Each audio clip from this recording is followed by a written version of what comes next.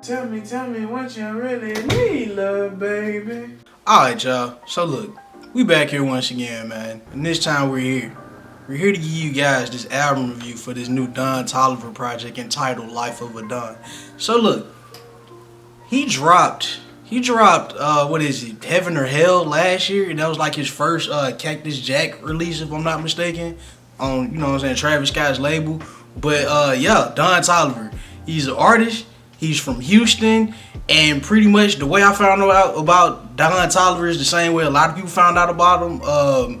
Can't Say from Travis Scott's Astro World, and yeah, bro, that's pretty much how I got on him in the first place. Far as like him and stuff, bro, like he's been making waves. Far as like just him and his voice and his uniqueness and stuff, and yeah, far as this project right here, I feel like it's just a solid effort. Jay, how you feeling about this project right now? Our first couple listens and sitting with it for a while, I can tell this is definitely a project that's gonna have to grow on me. I was excited, don't get me wrong, when I heard he was releasing a project. So our first initial listen, I was like, okay, this is cool. And then second listen, I was like, it's getting better. And then third listen, I kinda checked out, not gonna lie. Cause like Damn. At first it was good, like all the way up until What You Need, Double Standards, and then Swinging On. I actually enjoyed Swinging On Wishmeyer. I enjoyed it. I enjoyed that one too. Drugs and Hella Melodies with Kylie Unches, I thought was tight. It's one of my 2 favorites. a.m. was cool. And then it kind of get a little bit stale from Get Throw Company Part 2, which I'm kind of disappointed because I really love Company on Heaven and Hell. Like, that's one of my favorite songs. But Damn, you ain't like Company Part 2? it was alright. See, the It's thing with weird, this project, Go ahead, what you about to say? I would say it's weird because I actually like Company Part 2 more than the first version. Nah, man, I like Company Part 1, man. But I feel y'all here say what you finna say, cause I feel like I know where you finna go with this. I just think this project was like way more laid back as far as like production goes. He definitely it sounds bigger than Heaven and Hell, but it also sounds like he was going for an aesthetic as far as like vibe goes, and I think he achieved that sonically. I just don't think he really did a lot of what's the word I'm looking for? I don't really feel like he switched it up that much because he kept this tone throughout the whole entire album, and you can even tell with songs like Drugs and Hella Melodies with Kylie Unches, and then Outer Space with Baby Keem and Smoke. Yeah. It's just kind of like it's a vibey album. Like, it's an album I feel like has a place and a time for it. As far as like compared to Heaven and Hell, it's like he kind of gave you a little bit of everything that he could do as far as like the hype tracks. Like, the shit started off hype. Like, he went from Heaven and Hell to the next song was like Had Enough, I believe. Yeah.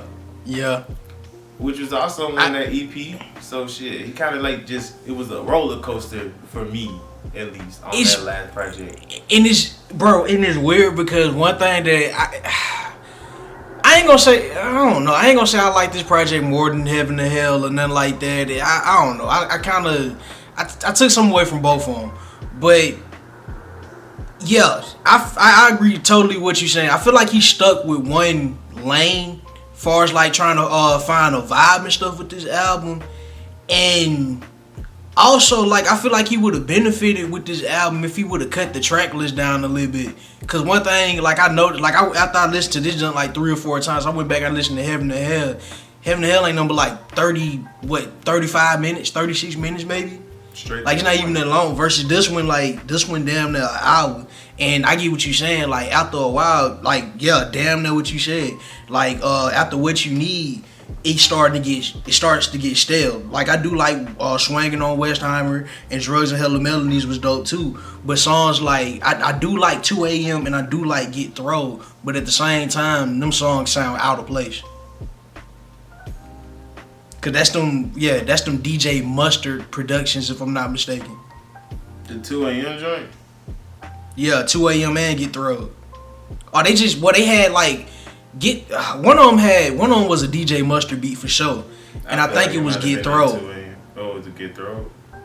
Yeah, and 2 a.m. it kind of had like this West Coast sort of vibe to it. Also, it was just a lot more slower compared to Get Thrilled. And then it's like Outer Space. I did enjoy Outer Space with Baby Keem. I thought that was a pickup in it a little bit.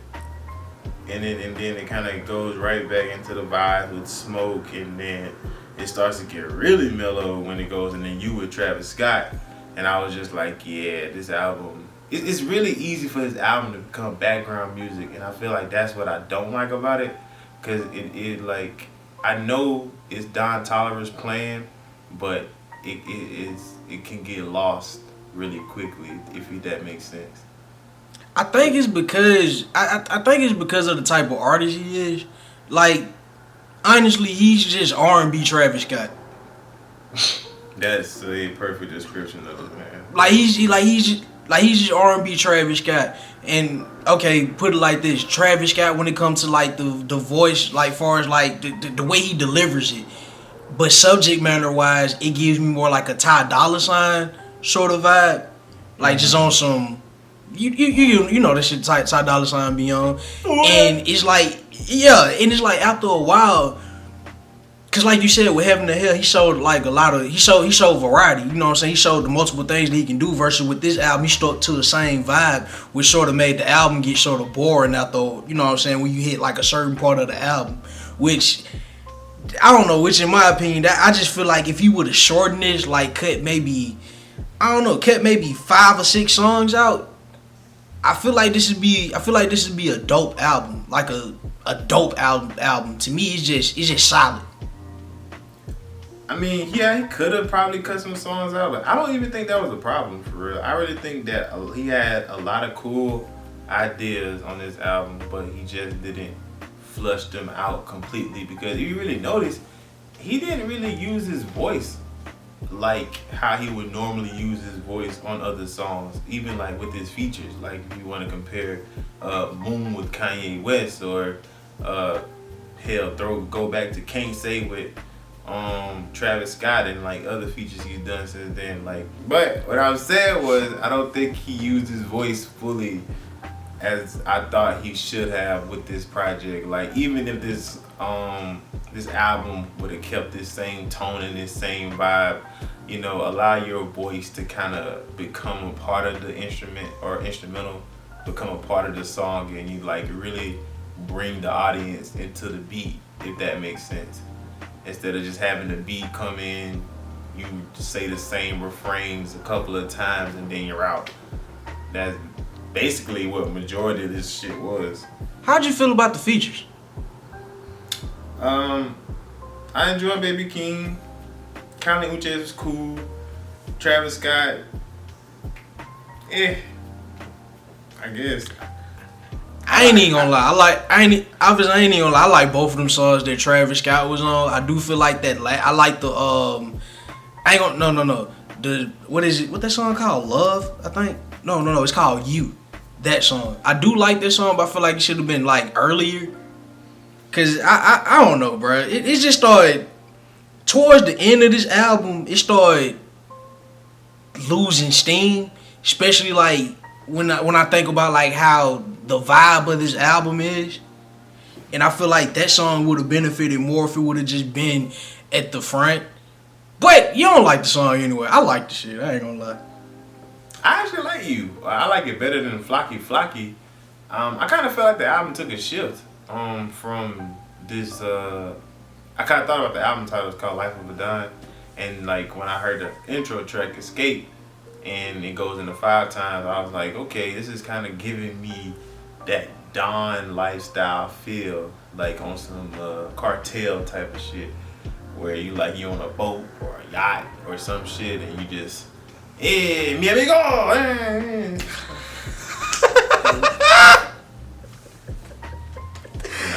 But yeah, that kind of, because you know, you heard a lot of like the Spanish guitar. You know what I'm talking about in the beats. It was like Yeah. But he didn't use that before. I feel like that's kind of that's low key kind of he uses that all the time. He used it for the majority of this album, which I kind of feel like tied the theme in really well. But I don't know. I don't think I feel like he used it all the way up until Drugs and Melodies came in, and then it kind of got into that spacey feel, like how we hear him. And then like production wise too, like getting to that whole spaciness, it's like a spacey R&B type of vibe. And the crazy part about like a lot of these songs on here, production wise, I can see somebody like Black, like doing something over these. Like, you know, like how Black make an album and they have that certain type of vibe. It's like a cool, mellow type of vibe.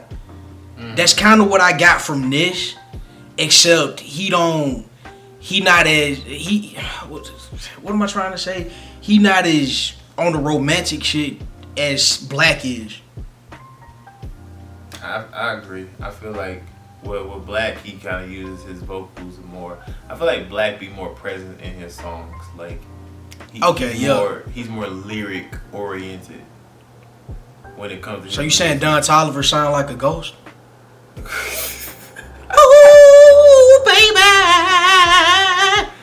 I mean, I ain't gonna say he sound like a ghost, but a lot of these songs I feel like are kind of forgettable, even with him on it, and it's his song. So it's like, bruh, yeah, I agree with you, and I recognized that when I went back and I listened to Heaven to Hell, and I was just listening to that album, and I was just like, damn, bro, this shit has a lot more memorable. Like I remember a lot of these songs compared to me going back to these. Like, yeah, Heaven to Hell just feels like the more memorable project compared to this one. But you know what I'm saying? You never know how this one gonna age and all that stuff. But yeah, that's why I say it's probably gonna have to grow on me some more overall. I mean, I still think it's a decent project. I just kind of expected more from it. Yeah. So that's kind of how I'm feeling overall. So I am looking forward to seeing what Don Toliver pulls out the hat next. And if he does watch this, man, we love you, guy. I'm gonna try and catch you on tour. Life of Don. Right. Yeah, man. Yeah, if he is watching this, I don't know. Pretty much, I just say keep doing you, but at the same time, do more. If that makes sense. I agree, man. Just yeah, up, man. Like, I feel like he could have gave us Heaven and Hell 2.0. Not saying I want him to do the same shit, but if you do some different shit, you do some different shit on a grander scale. You know what I'm saying? Like, switch it up. Yeah, and then with the song Smoke, bruh. Like, not saying I ain't like the two features. I think it's Heaven or somebody named Selfago. I wasn't mad at those features, but I actually like their features. I like their features too. I actually like their song. I feel like Playboi Carti would have been the perfect addition to that song. Ooh, yeah. Playboi Carti would have been perfect for that song.